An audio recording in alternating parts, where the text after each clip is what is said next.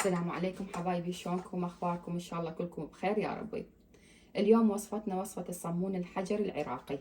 طبعا الطريقة هاي كلش حلوة وناجحة 1,000,000%، والطريقة كلش سهلة وتفيد طبعا اكثر شي للمغتربين اللي ماكو افران باوروبا وهواية افران صمون عراقي.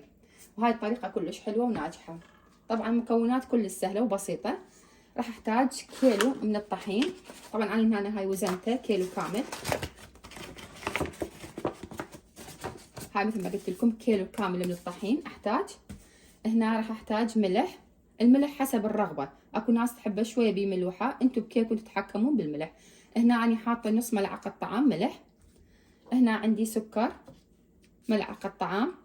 هنا عندي ملعقة ونص خميرة فورية. المي اني راح اقول لكم ايش قد، بس من كوبين، من هذا قياس الكوب، من كوبين الى 3 كوابه. بس اكو مثلا طحين يمتص هوايه مي، واكو طحين لا ما يمتص هواي. فهسه انا بالاخير راح اقول لكم ايش قد استخدمت تقريبا. اول شي راح اضيف الكوبين المي. بسم الله. هاي واحد وهاي اثنين. هضيف السكر وراح اضيف الخمره مثل ما قلت لكم ملعقه ونص طعام. بس اتركها في دقيقة. تقدرون تسوي بالفرن البيت، كل سهلة وسريعة، ما تاخذ من عندكم وقت. وهنا أنا هسه ذابت الخميرة. راح اضيف الطحين مثل ما قلت لكم كيلو كامل طحين. اللي ما عندها عجانة تقدر تعجن بديها، ما ياخذ وقت هواية. جماعتنا بالعراق هم يقدرون يسووها سهلة وسريعة، وبغير بلدان عربية همينة. صمون الحجر العراقي كلش طيب. هسه راح اعجنها وارجع لكم. طبعا هنا هسه قلت لكم اني كوبين استخدمت مي، وهذا الثالث بس راح استخدمه تدريجيا لان شفت هسه يحتاج بعد مي. راح اضيف له نص كوب اللاغ واشوفه. بالاثناء اني راح اضيف الملح مثل ما قلت لكم، اني حستخدم نص ملعقه طعام ملح، وانتم بكيفكم حسب رغبتكم ايش قد تستخدمون ملح تريدون.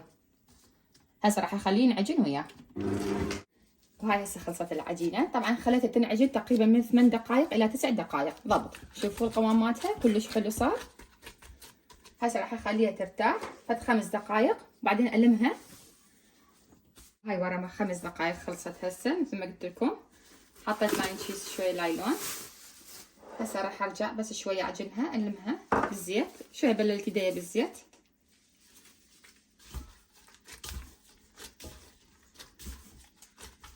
ترتاح فد ربع ساعه. ربع ساعه ترتاح وارجع لكم ان شاء الله نقسمها. وهاي هسه ورا ما تركتها 10 إلى 15 دقيقة هسه صارت. أنا ما أريد تختمر هو، يعني أثناء العجن عجنتها هي اختمرت. شوفوا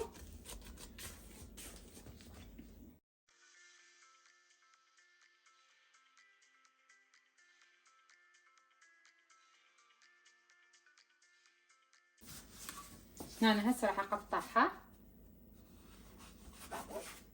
وهاي شوفوا هسه ورا ما شنقتهن سويت أقراص. هسه راح أبدي وياكم شلون أفستقها. هاي هيك تسوون ايديناتكم اصابعكم.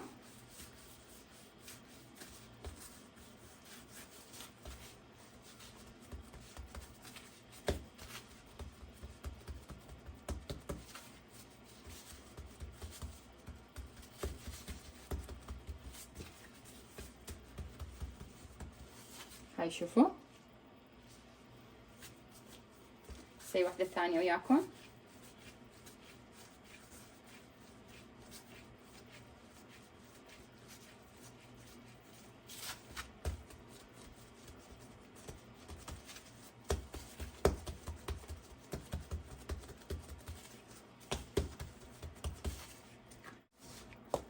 وهاي شوفوا هسه خلصت كل الصمون.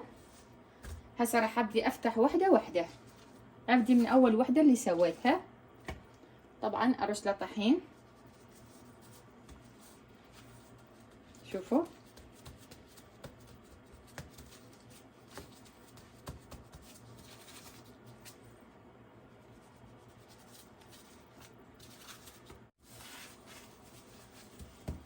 لان هسه راح احطها على قطعة قماش على مود لا يلزق. لازم تحطوا الطحين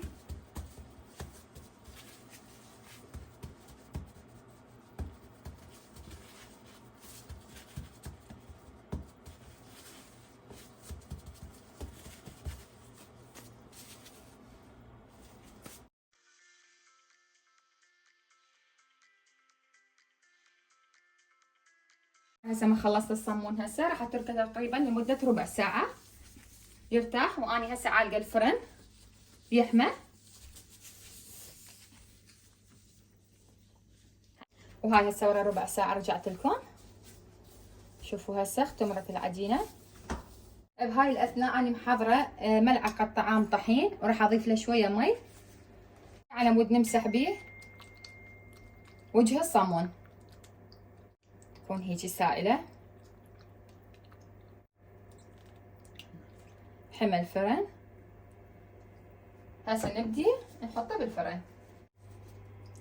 هاي هسه راح امسح وجه الصامون مثل ما قلت لكم بالطحين والمي.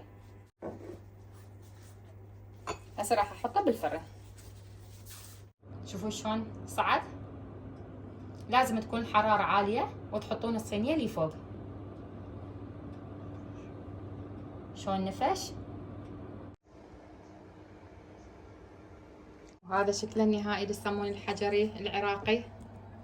سهل وسريع. طبعا هسه اني عجنته 7 الصبح وهسه تقريبا 8. وسهمكم ألف عافية. إذا عجبكم الفيديو تنسونا باللايك. شكرا، مع السلامة.